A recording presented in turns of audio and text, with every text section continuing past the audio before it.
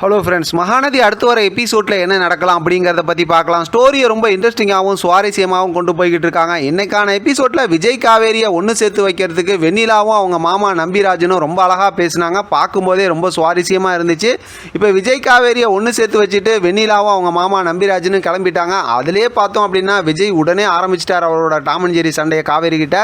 காவேரி சும்மா இருப்பாங்களா? அவங்களும் சும்மா இருக்காமல் விஜய் கிட்ட நிறையா குறும்புத்தனம் பண்ண ஆரம்பிச்சிட்டாங்க. அதோட பார்த்தா ரெண்டு பேரும் ரொம்ப சந்தோஷமாக காரில் வந்தாங்க. அந்த காரில் வர மூமெண்ட்டு, காருக்குள்ளார போடுற அந்த குட்டி குட்டி சண்டை அதெல்லாம் காட்டியிருந்தா இன்னுமே சூப்பராக இருந்திருக்கும். அது மட்டும் இல்லாமல் வரும்போது நாளைக்கு உன்னை வீட்டில் கூட்டிகிட்டு போகிறேன் அப்படிங்கிற மாதிரி சொல்லிட்டாரு. அதனால் அதை வீட்டுக்கு வந்ததுமே காவேரி பேக் டு காவேரி அப்படிங்கிற மாதிரி நம்ம பழைய காவேரி கிடச்சிட்டாங்க. வந்ததுமே அவங்க அம்மா கிட்ட பாட்டிக்கிட்ட பேசும்போது நீங்கள்லாம் பார்த்துருப்பீங்க, செம்மையாக ஒரு ஃபன் கலாட்டாவோட தான் பேசினாங்க, செம்ம பர்ஃபார்மன்ஸோட. அதோட பார்த்தோன்னா தனியாக உட்காந்ததுமே யோசிக்க ஆரம்பிச்சிட்டாங்க காவேரி. நாளைக்கு தலைவர் எப்படி வருவார், எப்படி நம்மளை கூட்டிகிட்டு போவார் அப்படிங்கிற மாதிரிலாம் யோசிச்சுக்கிட்டே இருக்கிறாங்க. அடுத்து பார்த்தோம் அப்படின்னா வாசப்படில் விஜய் நிற்கிறாரு. சூப்பராக ஃபார்மலாக ஒரு ட்ரெஸ் போட்டுட்டு நின்றுட்டு இங்கே காவேரியோட அம்மா உட்காந்து அந்த சமையலுக்கு கீரையோ என்னமோ பறிச்சிட்டு இருக்கிறாங்க. உடனே பார்த்தா அத்தை நல்லா இருக்கீங்களா அப்படிங்கிற மாதிரி உடனே வெறுப்பேற்றுற மாதிரி தான் கூப்பிட்றாரு. அவங்க அம்மா பார்த்ததுமே அதிர்ச்சி ஆகிட்டாங்க. என்னடா இது, நம்ம வாசப்படில் நின்றுட்டு இப்படி நம்மளே தைரியமாக கூப்பிட்றாங்களே அப்படிங்கிற மாதிரி தான் அவங்க அம்மா பார்க்குறாங்க. எது எப்படியோ பார்த்தோம் அப்படின்னாலும் இப்போ காவேரி நினச்ச மாதிரி அடுத்த நாள் காலையில் கூட்டு போகிறதுக்கு விஜய் வந்துட்டார் அப்படிங்கிறது கனவா இல்லை உண்மையிலுமே அப்படி வந்துட்டாரா அப்படிங்கிற மாதிரி நினச்சி பார்க்குறாங்களான்னு தெரியல.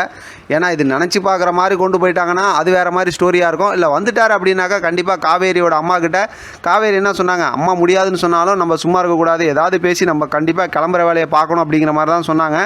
அதனால் ஒரு வேளை கூட்டிகிட்டு போயிடுவாங்களா இல்லை கூட்டிகிட்டு போகிற மாதிரி இவங்க நினச்சி பார்க்குறாங்களா, அதாவது அவங்க விஜய் நின்று அந்த மாதிரி கூப்பிட்டு போகிற மாதிரி நினச்சி பார்க்குறாங்களா அப்படிங்கிறதும் கொஞ்சம் டவுட்டாக தான் இருக்குது. ஏன்னா அவ்வளோ சீக்கிரம்லாம் இவ்வளோ ஃபாஸ்ட்டாலாம் கதையை கொண்டு போக மாட்டாங்க. ஆனால் நம்ம விஜய் இந்த அளவுக்கு துணிஞ்சு வீட்டுக்கு வந்துட்டாருன்னா காவேரி இல்லாமல் போக மாட்டார் அப்படிங்கிற மாதிரி தான் யோசிக்க தோணுது. அவங்க அம்மாட்ட என்னென்ன பேசணுமோ எல்லாம் பேசிடுவாங்க. கடைசி கட்டமாக பார்த்தோம்னா இந்த மாதிரி ப்ரெக்னெண்ட்டாக இருக்காங்க அப்படிங்கிற விஷயத்தையும் சொல்லிடுவாங்கன்னு தான் நினைக்குது.